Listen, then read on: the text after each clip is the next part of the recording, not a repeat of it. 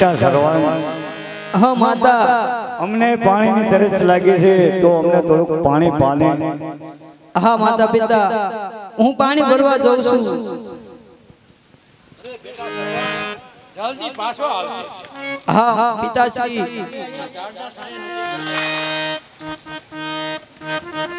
હા પિતાશ્રી તમે આ ઝાડના છાંયે બેહો હું જલ્દી પાણી ભરી અને પાછો આવું છું જે પુત્ર માતા પિતાની સેવા નથી કરતો તે પુત્ર નરકનો અધિકારી બની છે વાહ સામે પંખીડા કિલોર કરી રહ્યા છે તો ત્યાં અવશ્ય તળાવ અથવા વાવ છે માટે લાવ હું ત્યાં જઈ અને પાણી ભરી જલ્દી પાછો આવો અને મારા માતા પિતાને પાણી પાવો 12 વર્ષથી આ પંપા સરોવર ચોકી કરું છું 12 વર્ષ પૂરા થયા 12મા વર્ષની આજે છેલ્લી રાત્રિ શ્રી મધરાતનો સમય થયો છે તો લાવ બરાબર ચોકી કરી અને બેસું કારણ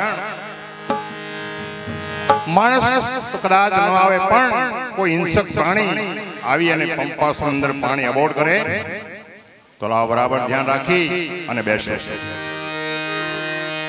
વાહ કેવું નિર્મળ જળ ભર્યું છે માટે લાવ જલ્દી પાણી ભરી અને જઈ અને મારા માતા પિતાને પાવ અને તેમની તરસ બુજાવ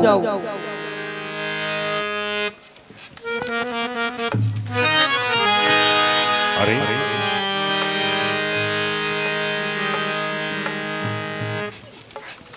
જળની અંદરથી કઈ બૂટ એવો અવાજ આવે છે શું કોઈ હિંસક પ્રાણી તો આવ્યું નહીં હોય ને હું કોણ મહારાજા દશરથ શબ્દ વિધિ બાણ ચલાવી જાણું તો લાવ જે બાજુથી જે દિશા તરફથી પાણીના બુડબુડ અવાજ આવે છે એ શબ્દ તરફ મારું બાણ ચલાવું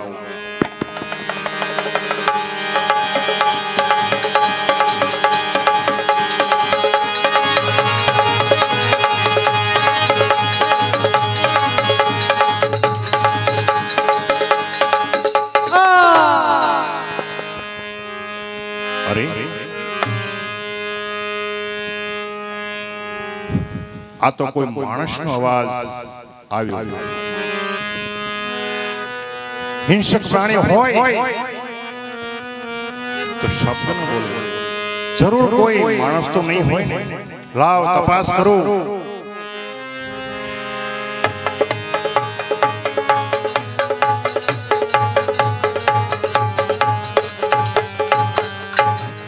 અરે રે જરૂર કોઈ બાળક જેવું દેખાય છે કોઈ ઋષિ કુમાર લાગે છે અરે ભાઈ તું કોણ છે અહીંયા શા માટે આવ્યો અરે ભાઈ હું એક શ્રવણ જ્ઞાતિનો બ્રાહ્મણ છું મારા માતા પિતાને 4 ધામની યાત્રા કરવા નીકળ્યો હતો 4 ધામની યાત્રા કરતા કરતા આ છેલ્લું એક તીર્થ ધામ હતું અહીંયા નજીકમાં મારા માતા પિતા બેઠા છે તેમને તરસ લાગવાથી હું આની વાવની અંદર પાણી ભરવા આવ્યો હતો ભાઈ તમારું બાણ વાગ્યું મારું શું થશે મારા પિતાશ્રીનું શું થશે ભાઈ આપ કોણ છો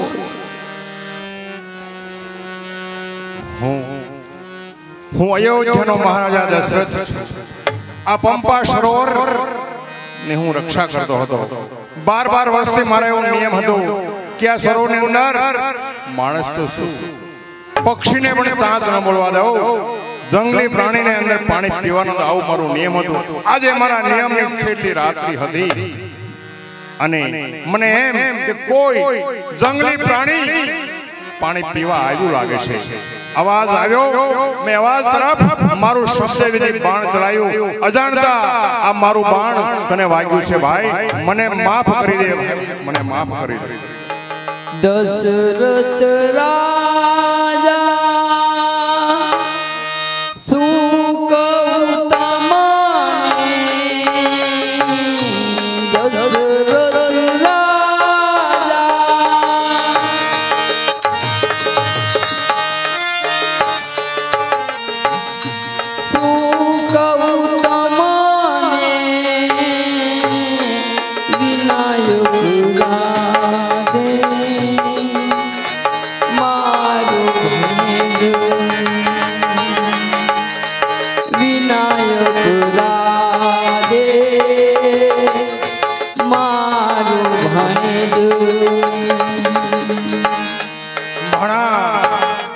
મને ખબર નહીં, મેં એમ જાણ્યું કે કોઈ જંગલી હિંસક પ્રાણી આવ્યું હશે એમ માની અને મેં તારો અપરાધ કર્યો છે ભાણા. માતો પિતા મારા અંદોને આની, માતો પિતા મારા અંદોને આની, તરસ્યા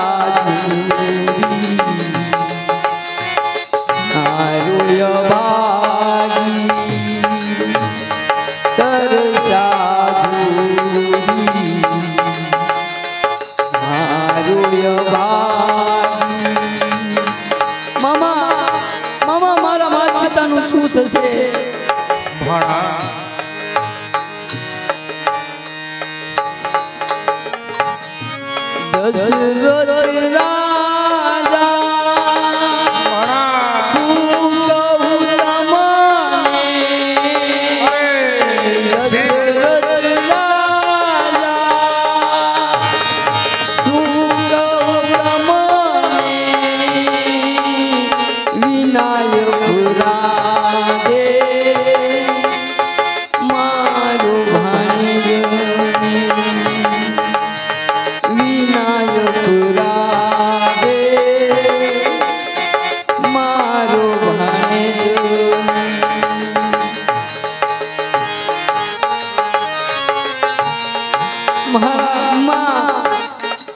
મામા તમે સત્વરે જાઓ, જળ લઈ આવો, મામા તમે સત્વરે જાઓ, સત્વરે જાઓ, જળ લઈ આવો, તરસા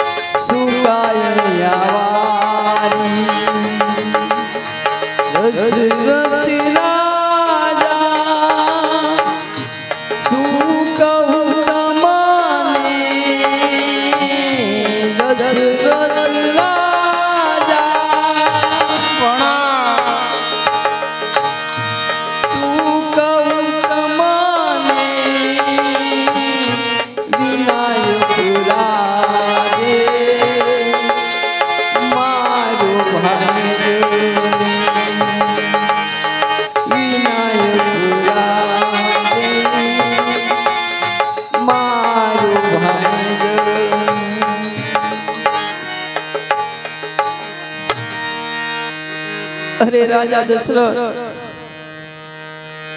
તમે આ પાણીનો ઘડુલો ભરી અને જાઓ, મારા માતા પિતાને પાણી તમે પાજો અને કંઈ બોલતા નહીં. જો આપ બોલશો તો મારા માતા પિતા ઓળખી જશે અને પાણી નહીં પીવે. માટે તમે જાઓ અને જલ્દી તેમને પાણી પાઓ. ભાણા રામ રામ રામ. અરે કેવું નસીબ મારું હશે, વિધિના કેવા લેખ હશે. આજે 12 વર્ષ તપ કર્યું, અંતે એક બ્રાહ્મણ બાળક શ્રવણ જ્ઞાતિનો મારા હાથે વિંધાઈ ગયો. પાપ મારા હાથે થયું, પણ મરતા મરતા શ્રવણ કહેતો ગયો કે હે રાજા દશરથ, મારા માતા પિતા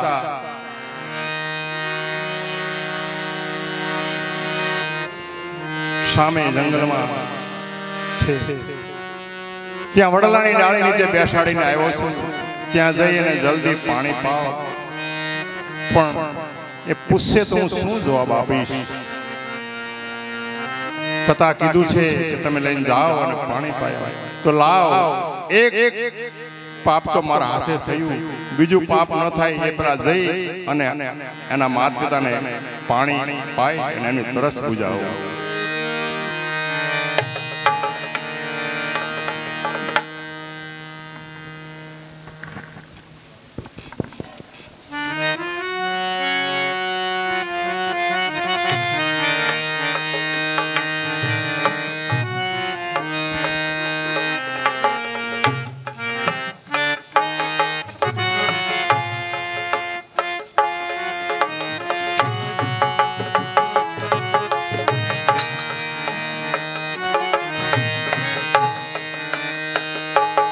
સામે બેઠા એ જ તપસ્વીઓ લાગે છે.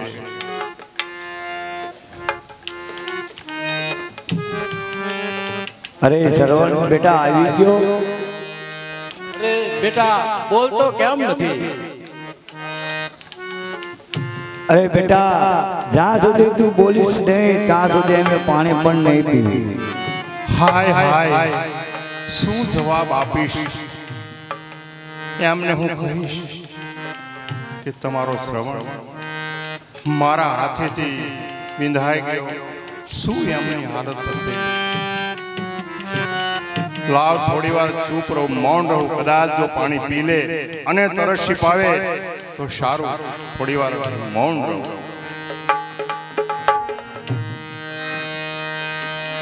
અરે બેટા સરવણ કેમ તું બોલતો નથી? વારંવાર અવાજ કરે છે કે બેટા શ્રવણ કેમ બોલતો નથી? અરે હું કયા મોઢે કહું કે હું શ્રવણ નથી? હું પાપી અયોધ્યાનો મહારાજા દશરથ છું. પણ જ્યાં સુધી નહીં કહું ત્યાં સુધી પાણી નહીં પીવે. કદાચ પાણી વગર એમનો જીવ જશે. એક તો હિંસા મને લાગી, બીજી બે હિંસા હું કઈ રીતે વોરીશ? લાવ મારી ઓળખાણ જઈને આપો.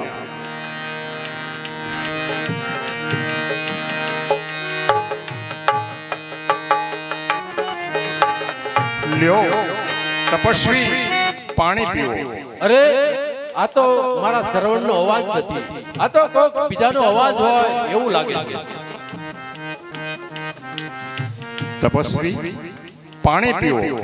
અરે આ તો મારા સરવણનો અવાજ નથી. તમે કોણ છો? મારો સરવણ ક્યાં ગયો? કયા મોઢે હું આપને કહું કે તમારો શ્રવણ ક્યાં રોકાણો? હે તપસ્વી સાંભળો, હું અયોધ્યાનો મહારાજા અભાગી પાપી દશરથ રાજા છું. તો અમારો શ્રવણ ક્યાં ગયો? તમારો શ્રવણ પાણી ભરવા આવેલો પંપા સરોવરની પાળ ની ઉપર હું ચોકી કરતો હતો. મારે એવું વ્રત હતું, નિયમ હતો કે આ સરોવરની અંદર કોઈને પાણી લેવા દેવું નહીં.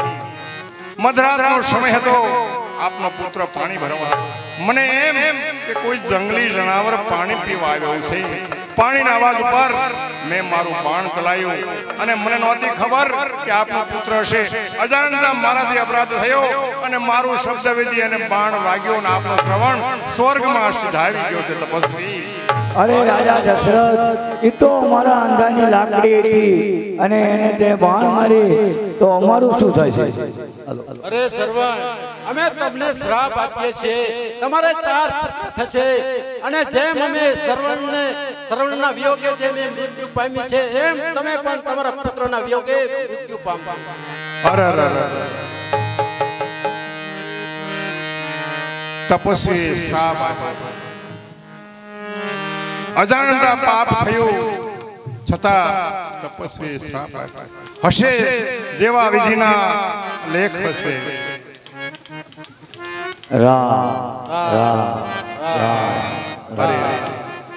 એક સાથે 3 હત્યાઓ, 3 પાપ મારા કહે છે કે કર્મ ના બદલા ભોગવવા પડે, દેવા પડે છે, અંતે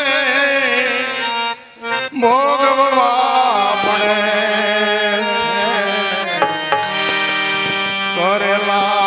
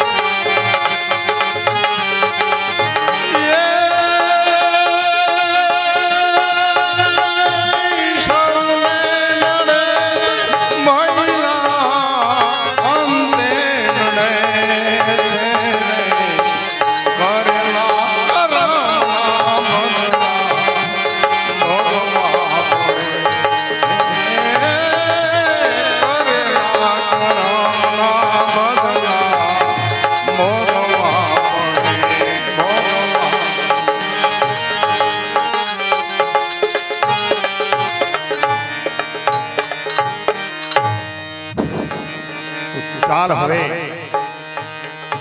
અયોધ્યા જાઓ વશિષ્ઠ મુનિને જઈ અને વાત હે ગુરુદેવ આપે કહેલું તે પ્રમાણે 12 વર્ષ મેં તપ કર્યું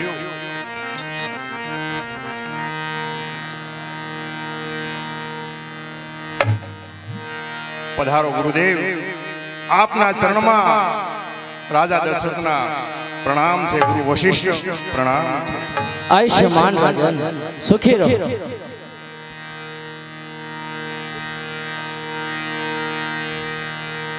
हे दशरथ राजन મને શા માટે અહીં બોલાવ્યો છે મહારાજ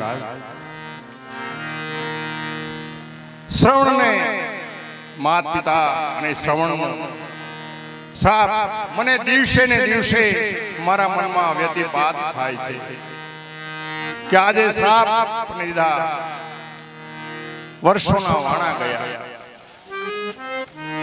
વળી રાજ્ય દરબારમાંથી ખબર આવે છે કે મહારાજ આપને ત્યાં 4 પુત્રનો જન્મ થાય છે તો એના નામકરણ માટે આપને બોલાવ્યા છે હા રાજન તો સાંભળો કૌશલ્યાના કુખે જન્મ થયો તેમનું નામ તમે રામ રાખજો ભલે ગુરુદેવ કૈકેયીના કુખે જન્મ થયો તેનું નામ તમે ભરત રાખજો બરાબર છે ગુરુદેવ અને સુમિત્રાના કુખે જે 2 પુત્રના જન્મ થયા છે તેમાં એકનું નામ લક્ષ્મણ અને એકનું નામ શત્રુઘ્ન રાખજો ભલે ગુરુદેવ આપ કહો તેમ 4 પુત્રના હું નામ રાખીશ ભલે આભાર ગુરુદેવ